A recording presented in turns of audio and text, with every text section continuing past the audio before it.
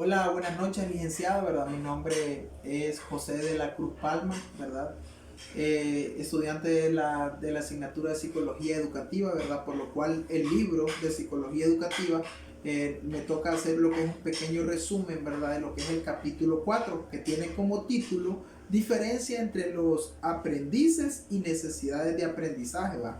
Podemos observar, ¿verdad?, que hay distintas situaciones entre los aprendices y la necesidad de aprendizaje, ¿verdad? Hay que estudiar lo que es la manera de aprender de cada estudiante o de cada niño, identificar la necesidad que pueda tener el niño, ¿verdad? O discapacidad, que también en este capítulo lo menciona, o incapacidad que tienen los alumnos, ¿verdad? En el centro del aula o el aprendizaje, ¿verdad? Podemos observar que este capítulo, ¿verdad? Del capítulo 4 tiene temas bastante interesantes, entre ellos, dice, personas o estudiantes con alguna discapacidad, como ya lo mencionaba, ¿verdad?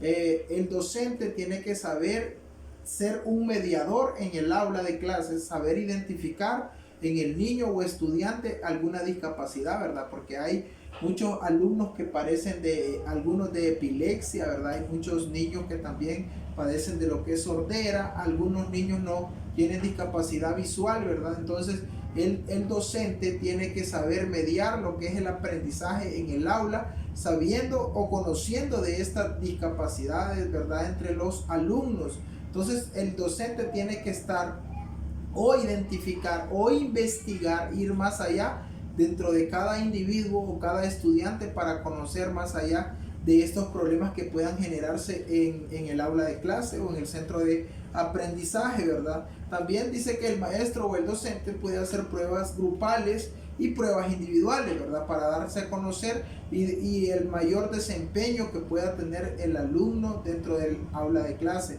sin tener un tono despectivo, ¿va? No se puede tener un tono despectivo en el aula de clase. Por ejemplo, no podemos decir, es que este niño es trastornado, no podemos decir eso, ¿verdad? O que este niño es epiléptico, o este niño no puede ni caminar. No podemos utilizar, ¿verdad?, como docentes este tipo de lenguaje dentro del aula de clases. Tenemos que aprender a utilizar un lenguaje sin dañar a la persona con cierta discapacidad y hacerlo sentir, ¿verdad?, de la mejor manera, hacerlo sentir que pueda percibir él que está en un lugar cómodo para aprender, ¿verdad?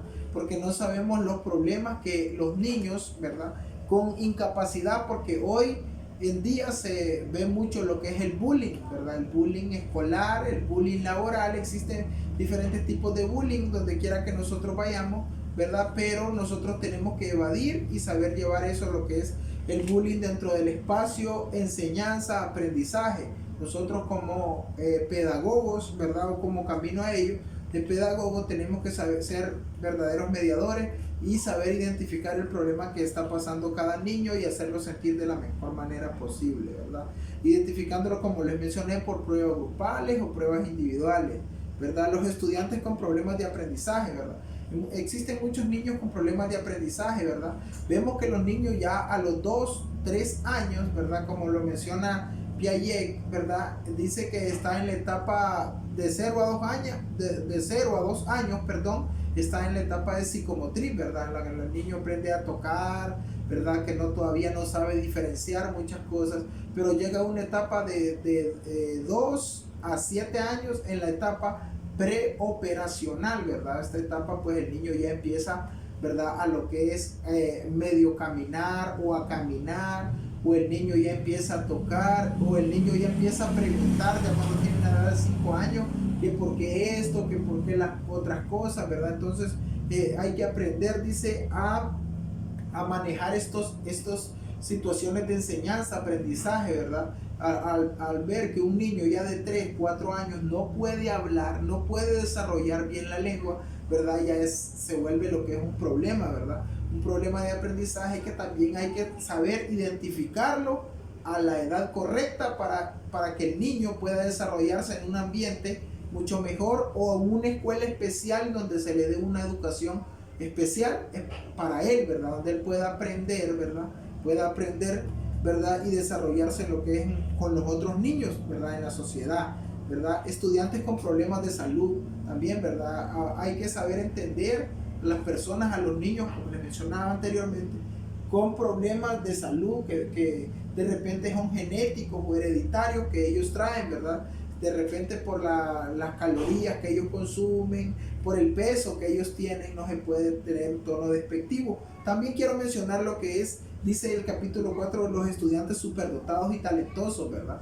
La inteligencia, ¿verdad? Es algo que nosotros lo podemos desarrollar, un coeficiente alto, ¿verdad? Y me llamó mucho la atención el capítulo 4 sobre la inteligencia, que menciona que dice que los estudiantes superdotados son personas también que se aburren, ¿verdad? Son niños que de repente terminan con su asignación, ¿verdad? Temprano dentro del aula de clase y después se tienden a aburrir porque de repente ellos van más adelantados del grado o curso que están cursando o pasando, vaya, por decirlo así.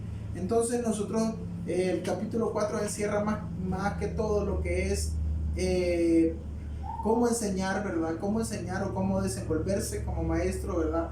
En un aula de clase con niños que tienen incapacidad o discapacidad, ¿verdad? Y saberlo manejar dentro del aula de clase, ¿verdad? Eso ha sido todo lo que es el resumen del capítulo 4, ¿verdad? Espero pues me hayan entendido. Buenas noches.